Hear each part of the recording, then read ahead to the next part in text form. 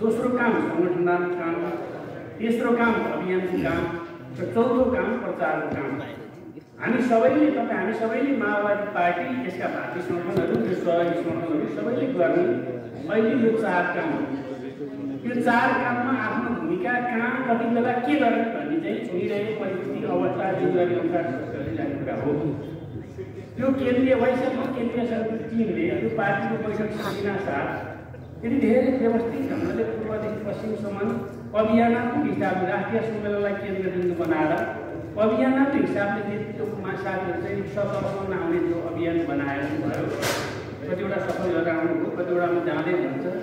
यो पार्टीको निर्णयलाई अभियानात्मक हिसाबले पुरा गर्ने जो जमर्को प्रयत्न गर्नुभयो, केन्द्रीय कार्यालयको यो अभियान प्रमुखमा अब गण्डकी प्रदेशमा स्वागत, सफलताको शुभकामना र पार्टीको ठिक स्पिड हो यो बुझाइ ग्रहण गर्नुभएको म आभारसहित धन्यवाद व्यक्त गर्न चाहन्छु। एक दोस्रो कुरा, यहाँ सबैले भन्नुभयो, हामीलाई पनि लाग्यो कमिटीको विस्तारित बैठक भनेको त कमिटीको पदेन मान्छे सबै आउने हो र आवश्यक प्रतिनिधिहरू आउने हो।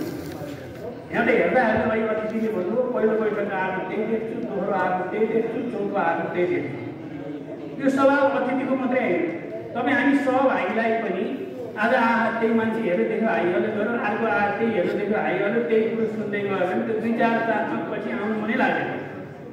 मनै मर्छ क्या, उही त भन्ने कुरा, अथवा बुझिसकेका छु, भनिसकेका छु, जानिसकेका छु, त्यही त भन्ने विषय भन्दा आफै फैसला गर्ने काममा हामी बुझ्छौँ। त्यस कारण नेतृत्वका साथीहरूले हाम्रो समस्यालाई ठिक ढङ्गले कोट गरिदिनु हो। यो पार्टीको सहायक सङ्गठन हो, म यो पार्टीको गण्डकीपट्टिको सहायक इन्जाल हो। त्यहाँदेखि यो अवस्था सिर्जना भएकोमा म पार्टीको तर्फबाट यो मञ्चबाट आत्मालोचित हुन चाहन्छु। त्यो नितान्त औपचारिकताको निम्ति कसैले उठाइदिएको कारणले होइन। हामीले सुरुमा नै अनुमान गरेका थियौँ, यो हल पनि योभन्दा अर्को मिटिङ ठिक हुन्छ कि भन्दा होइन, 100-150 मान्छे त भइहाल्छ, त्यही राम्रो हुन्छ भन्ने कुरा भयो। त्यस कारण कहीँ न कहीँ हाम्रो पुगेन। पार्टीको सहायक सङ्गठनलाई सपोर्ट गर्ने, सल्लाह गर्ने, यो मिटिङको महत्त्व बोध गर्ने भनिरहनु भएको थियो होइन। अझ हामीले यदि लैँचु रहेछौँ कि यदि सिमी रहेछु म त आज बिहान अर्को कार्यक्रम थियो, म जान खोजेको थिएँ। अध्यक्षसँग सल्लाह गरेर अध्यक्षको बैठकमा जाने, म त्यो कार्यक्रम जाने भने हामी सल्लाह गरेकै कुरा हो।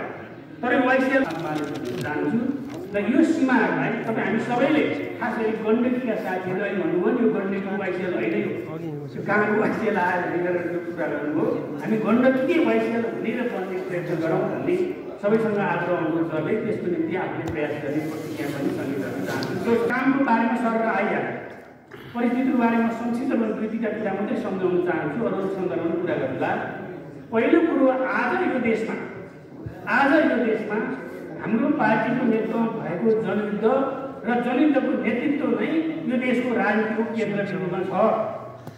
आजको यथार्थ हो यो। जनयुद्धको नेतृत्व गर्ने कमरेड प्रचण्ड हाम्रो पार्टीको अध्यक्ष र 10 वर्षको जनयुद्ध र जनयुद्धले प्राप्त गरेका उपलब्धिहरूमाथि आज प्रतिक्रियावादी कोणबाट देशी विदेशी प्रतिक्रियावादीहरूले हमला गरेका छन्। हामी जनयुद्धको पक्षधरहरूले र जनयुद्धको उपलब्धिहरूको सम्मान गर्ने, आत्मसात गर्ने, त्यसलाई ठिक मान्ने मान्छेहरूले यसको व्यवस्थित ढङ्गले प्रतिरोध र प्रतिवाद गर्ने आजको आवश्यकता हो। हामी सबै सङ्गठनहरूले र नेपाली जनताले पनि आह्वान गर्नुपर्छ। त्यसकारण आज पनि जनयुद्धले पैदा गरेको उपलब्धिहरू र जनयुद्ध सिर्जना गर्ने नेतृत्वमाथि नै पक्ष र प्रतिपक्षबाट नेपालको राजनीतिको केन्द्रीय प्रश्न, केन्द्रीय कुरा भएको छ। यो हामीले बुझ्नुपर्छ।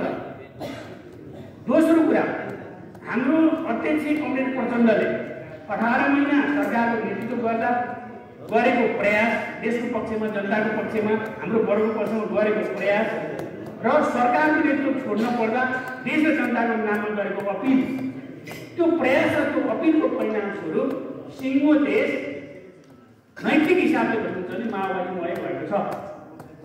आज सुनिँदैन, चोकमा, बाटामा, चिया खाँदा, गाडी चढ्दा कसैले पनि माओवादीको प्रचण्डको आलोचना गरेको छैन।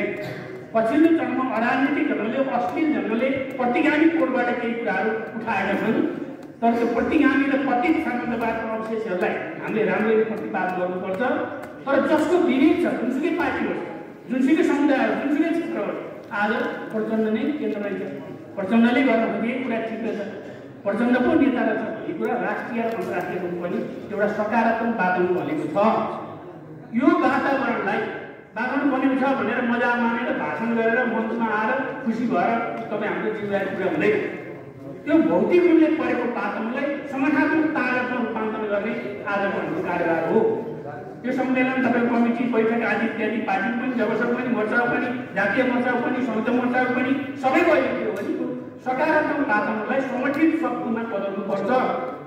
पैसाले पनि यही गर्न खोजेको हो। त्यसैले हामीले त्यो दिशातिर सोच्नु जरुरी छ।